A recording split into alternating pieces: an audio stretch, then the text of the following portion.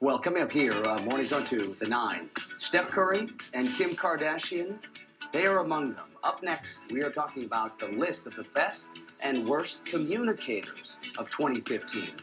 When some people speak, it inspires a nation. I have a dream.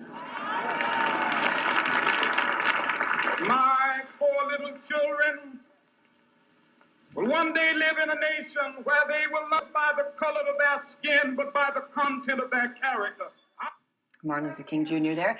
Not everyone, however, is a gifted communicator. A number of politicians have said things that make some people cringe. Here's one example. It's about one country united under God. We aren't red Americans. We're not blue Americans. We're red, white. Yeah, I think Sarah Palin may actually have the record in politics for perhaps inducing the most cringes in some people. Right. Just in some people. So what actually separates the good from the bad? Well, Ben Decker is here with us now, the author of Communicate to Influence, How to Inspire Your Audience to Action. He's also the CEO of San Francisco-based Decker Communications, joins us live this morning on the 9 to break it down. You've released a list of best and worst.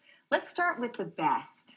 Who's good? Misty Copeland, famed ballerina. Tell me what makes Misty Copeland at the top of your best list. Well, you wouldn't expect a ballerina to be the number one. She wasn't the number one. She got on the list of best, but stand up for her communications. Yeah, right. But if you look at any opportunity where she's spoken, there's a grace, there's a humility, there's a attention to others versus herself, which really stands out. Okay. What about, can you give us a good example of what Who's might on be the the low end? worst? Well, Martin Shkreli's been in the news in the last week. No, not you guys, but Martin Shkreli's been in the news in the last week. He was our number one worst. Now, I do have to admit, we shared that, I think, on Tuesday or Wednesday, and then the rest of the week he got arrested, and then he had to resign from his role. But it wasn't what he did with the drugs of upping the price. It was more of his communications of how he handled the challenge with press, with media. And there's just an arrogance and a smug that came out. Right. You say it's your emotional content, it's your emotional connection, and it's your content. It's what you're saying and how you're saying it. I had to take issue with 2 of the people you have on your worst list. Let's have it. Justin Bieber and Kim Kardashian. Justin Bieber has 78 million Twitter followers. Kim Kardashian has 38 million. You're telling me these 2 can't communicate? So we are not going to lessen their followers. But what we want to do is call out what stands out. So with the Justin Bieber, think of the opportunities. A ton of opportunities for more sponsorships. But there's a likability. I even wanted the picture of his eyebrows up, of him giving that kind of dull look. Because that's what it comes out. The Kim Kardashian and celebrities, musicians, they can get away with a lot more than all of us, so to speak. Right. But Kim Kardashian is one of the originators of what we call the vocal fry or upswing. Right. So a lot of people don't know what a vocal fry is, but when I say vocal fry, and you that elongated verb or even an upswing, as I talk to you, with a question mark at the end of the sentence, those are coming into business.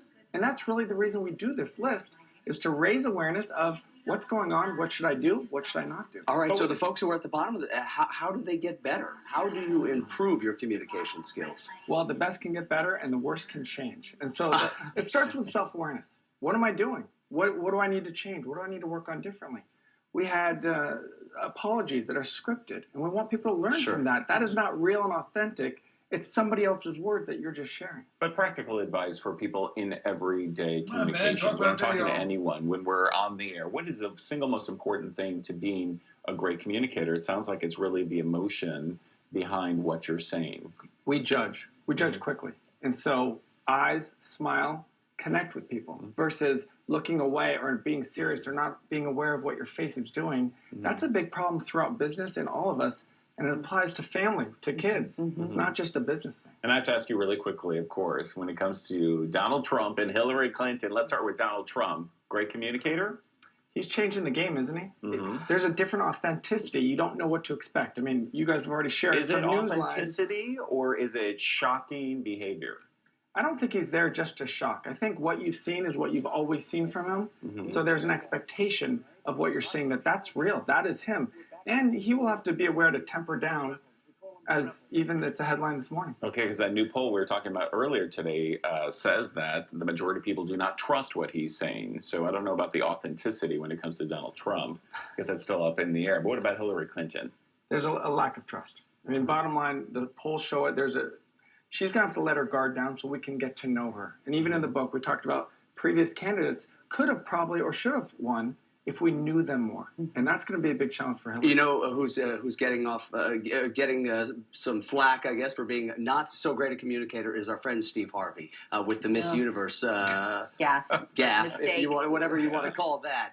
How well, I mean, obviously it was poor communication initially. How well do you think he handled that situation from a communication standpoint? It's going to need to be hit up front. I mean, there's so many examples on our worst where people just don't say anything. Consider FIFA. Consider all these opportunities where if they hit it up front and just was more transparent, that'll be better. But before we have to let you go, can I get some real practical advice? We have a couple women in the newsroom. They're managers. They are so direct. They are on it. And when they speak, I think, I want to be like that. How can you help all of us be that effective in our own workplaces? I think one of the key things is as you think about what you just described, to be taken serious, I have to be serious. And we fight that every day.